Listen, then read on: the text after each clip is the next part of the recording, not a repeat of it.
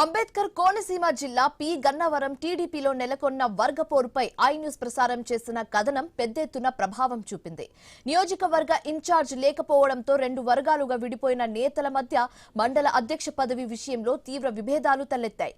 అయితే ఈ క్రమంలో మండల అధ్యక్షుల ప్రమాణ స్వీకార కార్యక్రమం వద్ద ఘర్షణలు జరిగే అవకాశం ఉందన్న ముందస్తు హెచ్చరికలతో పోలీసులు మోహరించారు.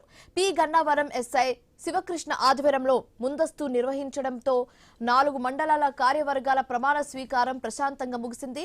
క్రమశిక్షణను ఉల్లంఘించే వారిపై కఠిన చర్యలు తప్పవని నేతలు హెచ్చరించారు. మేము ఎంతవరకు అంటే చర్య తీసుకునే హక్కు మాకు లేదు. అధిష్టానం దృష్టికి తీసుకెళ్ళిన బాధ్యత మాకు ఉంది. ఇక్కడ పింటూ బాటం గ్రౌండ్ లెవెల్ ఏం జరుగుతుంది ఏంటంటే ప్రతిదీ మేము అధిష్టానం తీసుకోవాలి. చర్య ఏదైనా తీసుకోవాలి, అధిష్టానం తీసుకోవాలి తప్ప ఇదంతా కూడా మేము నివేదికలు సమర్పిస్తాం.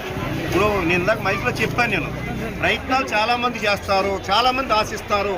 ఎవరు ఆశించినా ఎవరు సుప్రీం పార్టీ అధిష్టానం దానికి అనుగుణంగా వెళ్ళవలసిందే.